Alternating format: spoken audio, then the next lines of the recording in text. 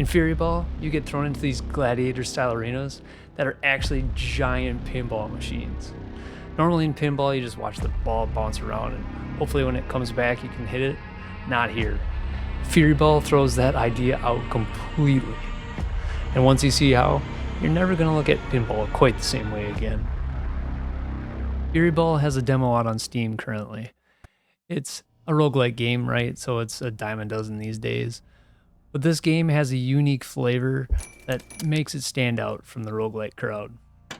Instead of this boring view of you like standing over top of this stationary pinball machine like you would in real life, your character actually becomes the most important part of the machine. He plays this badass chick named Azami, and you actually become a human-sized flipper to bounce this deadly pinball around. We'll just call her the chick flipper from now on. And this pinball is like a rolling death machine with huge spikes popping out of it. I really don't even know how the ball actually rolls correctly, but it's one hell of a twist on pinball, so I wanted to share my impressions of the demo with you. It's one of those games that has such a crazy premise, it's just some good, dumb fun. But the gameplay, it's no joke. It's actually really well put together too. They do a great job of centering this game around the core gameplay mechanic of the chick flipper. It puts you into this top-down view in the arena called the Fury Dome, and it gives you full control to launch the pinball in any direction you want with your big flipper paddle. But then it gets crazy from there. You run around like a maniac, trying to avoid these other psychos in the arena with you, all while dashing and smashing the pinball. Bounce it off the wall to line up your next shot, slam it against a bumper for area splash damage, hit it against another flipper to watch it fly in the other direction, or even make it grind along a rail. There are so many options for the pinball and a lot to keep track of. It's hectic fun, but they make it feel totally manageable at the same time. You can charge up the pinball by continuing to hit it, building up a Fury bar until it hits its max. Once it's maxed out, you can do this power-up shot that sends the ball rolling at breakneck speeds, but you have to time it just right. If you don't, different enemies can use this against you.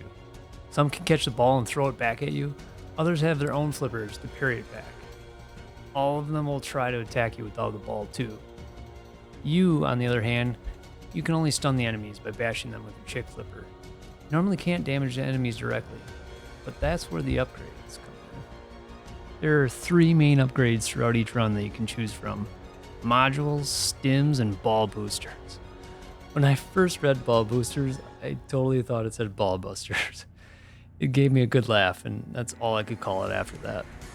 So the ball busters and stims are primarily just passive boosts during the runs, but they can also change certain mechanics, like allowing you to do damage with your chick flipper, in addition to using the pinball. The third one, the modules, that's where a lot of fun is to be had. These active upgrades unlock during the run just like other roguelike games do when you clear a room, but these change how your pinball functions. They can be passive upgrades like adding fire damage, or completely change how the ball travels, like my personal favorite, the snake ball, which makes the pinball slither around the battlefield like a snake. You can even fuse these upgrades together to make them even deadlier, like a fire snake ball. The sequence part is what really makes this unique though. The modules only activate during a certain bounce. So for example, if you were to put the snake ball upgrade into the 3rd slot, then the pinball only becomes a snake ball if you hit it every 3rd bounce. It really makes you think. It makes you have to play more strategic. You need unique mechanics and depth to keep roguelike games fresh, so I'm hoping they can deliver for the full game. When comparing new roguelites to existing ones, I always come back to measuring them up to the Hades games, because they have it all. Great roguelike meta progression, varied options through each run, different scenarios that can modify each run, and cool story elements and character designs. For meta progression, Furyball has upgrades at Tin's Garage, where you can tune your balls, master your Fury, and change your chick flipper weapon. And Ace's Iron Gym, where you can upgrade Azami yourself. The potential is there, but you have limited access to a lot of these upgrades in the demo. The varied options and the different scenarios each run are pretty light too, so I hope that opens up more in the full game. There is some really cool art here though, world and character designs and story elements in the game. It instantly gave me Mad Max vibes, like that dirty, grungy, post-apocalyptic setting where people would do anything to survive. All I could think was, welcome to the Thunderdome. I guess I picked up what the developers were putting down because I watched a video where they were interviewed about their game, and that's exactly what they were going for. I really dig it. It makes for some good violent sports entertainment. If you want to become a killer pinball gladiator, then you can go try out the demo on Steam for yourselves right now. And remember to love your balls.